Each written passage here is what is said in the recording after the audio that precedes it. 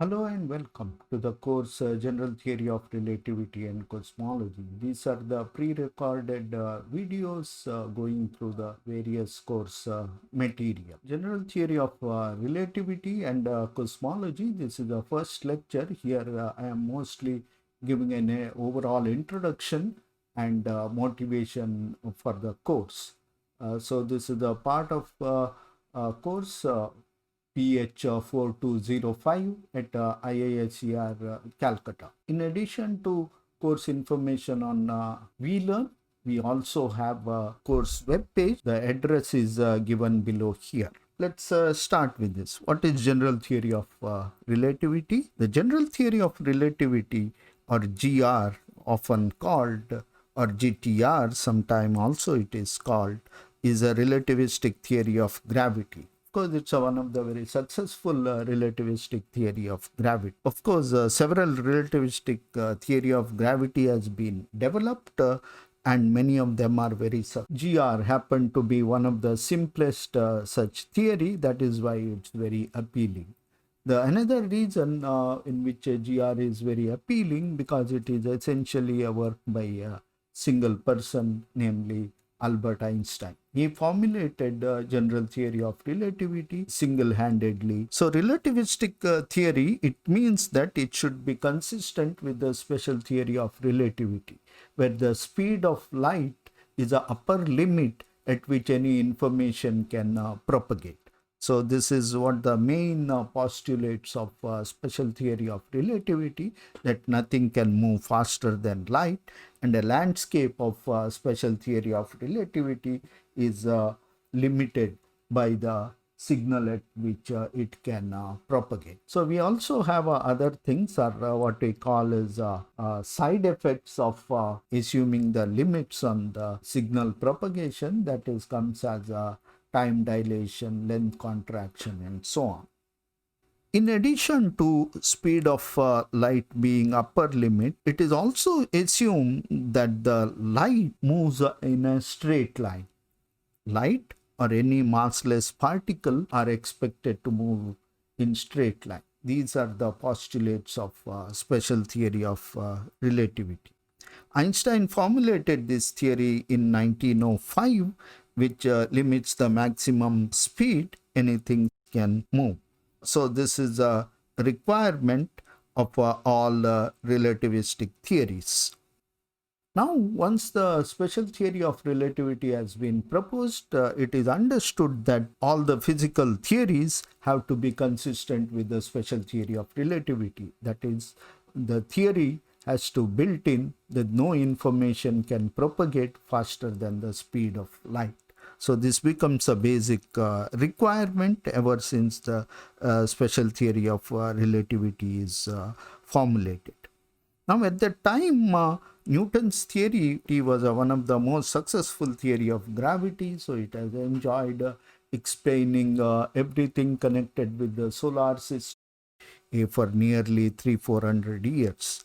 However, one of the biggest problem with the Newton's theory was it was not consistent with special theory of relativity. It had a provision that the signal could propagate instantaneously, and which is not allowed as per the special theory of relativity. Einstein worked nearly 10 years to construct a theory of gravity which is consistent with special theory of relativity. Final version of the theory came in year 1916, and this theory was called general theory of relativity, and it is this theory which we are going to learn. So in short, this is a theory of gravity which is consistent with the special theory of relativity. Now, the second part of course is cosmology. What is cosmology? In cosmology, we model the universe itself. That is why it attracts many people.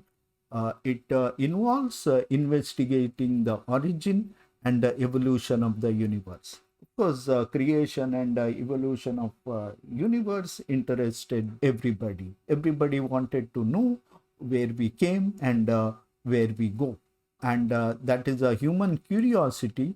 However, cosmology is formulating everything within the context of physics or the theory of gravity. The cosmology is broadly classified into two parts. The first one is a relativistic cosmology, and the second one is the physical cosmology. In the relativistic cosmology, one studies the model of the universe in the framework of general theory of relativity or any other theory of gravity, if you are brave enough to understand or work in them. So it's mostly mathematical, looking for the possible solution to Einstein's equation, which can represents the universe or as a model of the universe. On the other hand, we have a standard model of cosmology, which is essentially Friedman Robertson Walker model, and which is fairly simple when you look at it as a solution of Einstein's equation. It in fact has dynamically only one degree of freedom. One can study, model the physics of universe within the framework of standard cosmology, and use this model to explain the observed phenomena and model and explore the possible observable effect in the universe, and that is what we call the physical cosmology. So each model have to predict something, and cosmological models have to predict, and that is what you make them a scientific theory. Otherwise it would simply become a mythology, how the universe has been created. For example, God created a universe. This could be your model. But unfortunately, it is not formulated based on any physical principle. On the other hand, you have a standard model of universe based on the Robertson Walker solution, and which can explain several aspects of the universe, such as Big Bang, the cosmic microwave background, the structure formation, nucleosynthesis.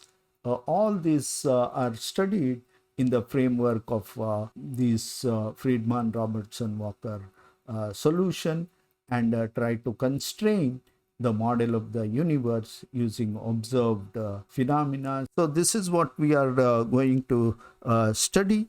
Now coming back to the prerequisite of this course, I freely assume that you are all up to date in the classical mechanics, especially Lagrangian mechanics. Idea of generalized coordinate, cyclic coordinate, and laws of conservation of generalized momentum. And if you are not very well versed them, it is a time to revise it, and these things would be keep coming in physics very often. Well, I will cover the central force problem and Kepler problem with the supplementary video lectures, so you can also learn them. We could also dedicate some tutorial for solving problem connected with them. You also assume some basic knowledge about special theory of relativity, such as Lorentz transformation, length contraction, and time dilation are all assumed. It is a good time to brush it up and come.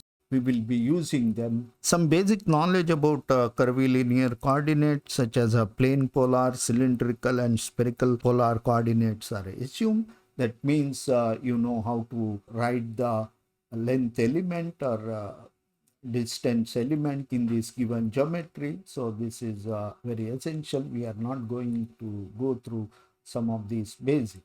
So in the following lecture, I will go through the course, this thing, starting with the Newtonian concept of space-time, and then go into special theory of relativity, and then we step into general theory of relativity.